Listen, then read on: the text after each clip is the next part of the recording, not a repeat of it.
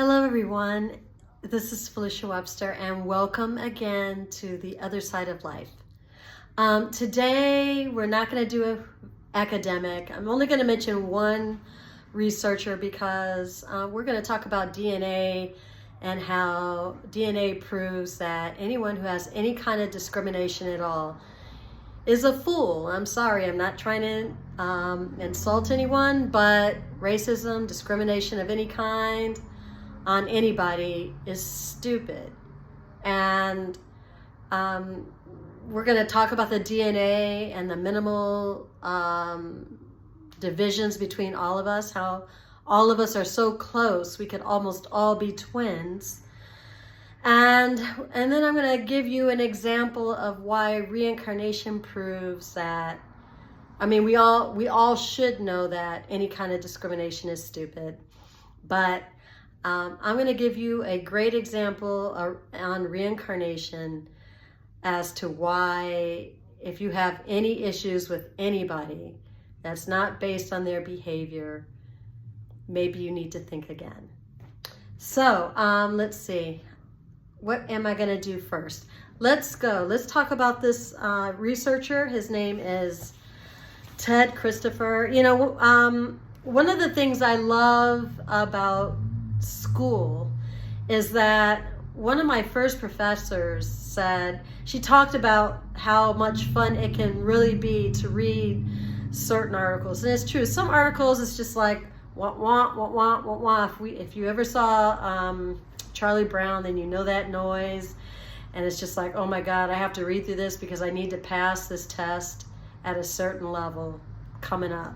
But there are some writers, and they have a lot of, they're spicy, and it's just so much fun to read them.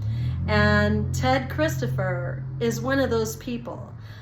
So of course, just like in the other past videos that I've done, I'm going to add this article at the bottom, so if you want to look it up, you can. But I'm going to quote him right now in this article of his, Religion versus Science, Part 2, Why Science is Wrong About Life and Evolution, and where religious beliefs can find objective traction. So it's not as academic as most of the stuff I read. However, he quotes a lot of scientists in here. And right now I'm going to quote him on DNA so that I can go into my non-academic part, which might make some of you guys happy. So he's saying right here, the amount of time that has since elapsed has been insufficient for the set of DNA variations to expand much via mutations. Mutations meaning differences, okay? As a result, any two human beings are about 99.9% identical in terms of their DNA blueprints. 99.9%. Did you hear that? I'll say it again. Any two human beings are about 99.9% identical in terms of their DNA blueprints, which translates to being different in only about 3 million bases of letters. And he quotes the people who researched that. Green, 2013, Kingsley, 2009, and Schaefer, 2006. In a crude way, it is akin to having us all be identical twins, except that there are some notable exceptions, beginning with the physical gender determining the Y chromosome. Now, I wanted to add this in this video because it's important to understand how much we're alike and how much we're often forced and programmed to look at the little differences between us. There aren't that many differences at the end of the day. And if we're talking about DNA and that 99.9%, then, you know, what is the point in discriminating against somebody? You're not that different from them. And this is all based on fear. This whole topic is based on fear. People who focus on these things are feeling fearful for one reason or another.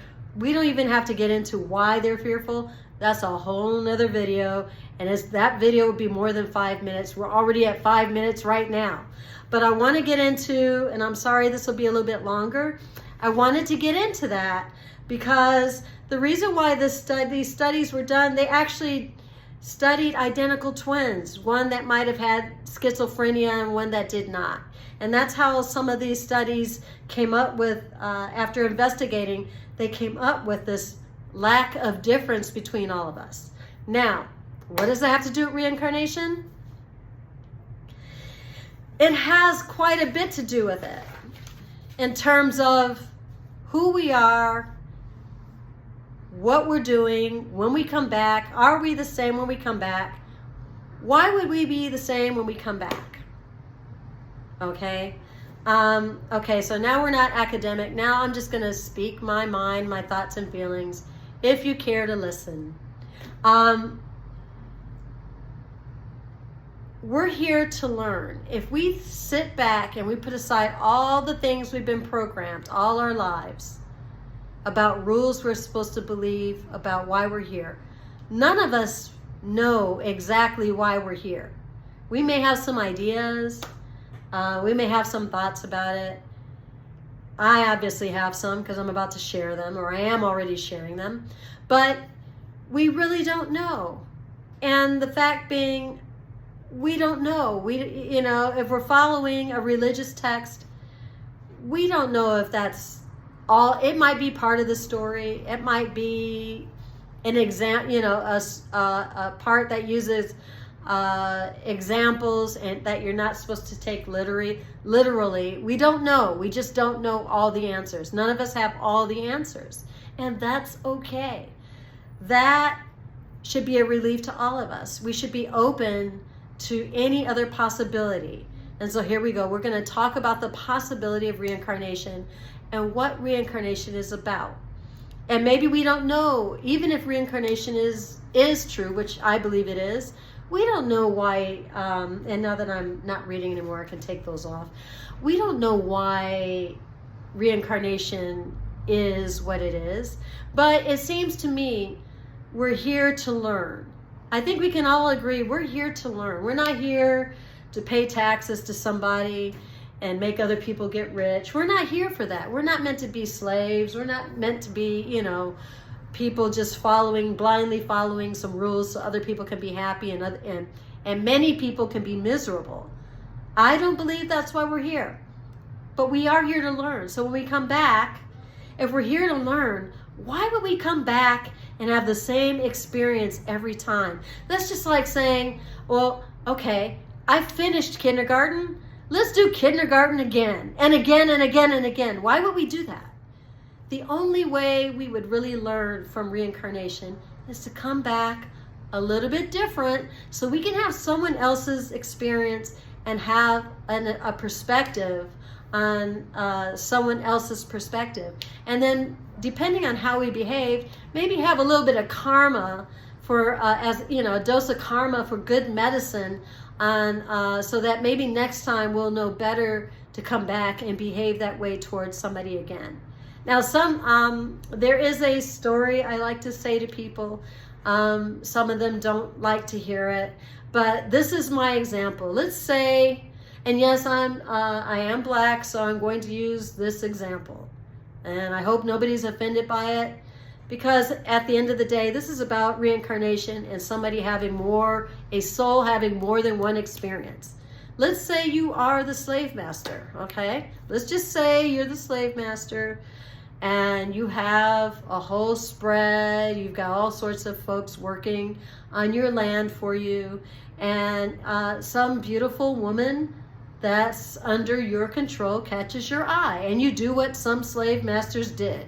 I'm not saying they all did it, they're all bad. I'm just saying we know enough of them did, because we know enough about our DNA that we're not all of one thing here in America. We know that, okay? So let's not be triggered by the little story. Let's hear the whole story out, okay? So you do what many slave masters did. You grab the little female that caught your eye, and you have a little fun, and you go back to your big house, and life goes on, and you live into your nice ripe old age, not thinking twice about what you did, and you die, okay?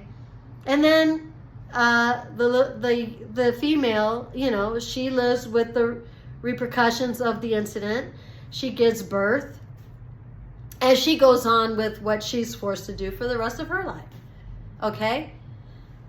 You, the slave master, a couple generations later, you're born on that same plot of land, but maybe you're not in the big house this time.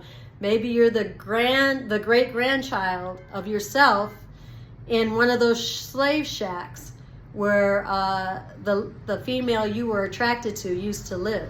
And now her grandchild is being born in that slave shack right there, and that's you having the other individual's experience.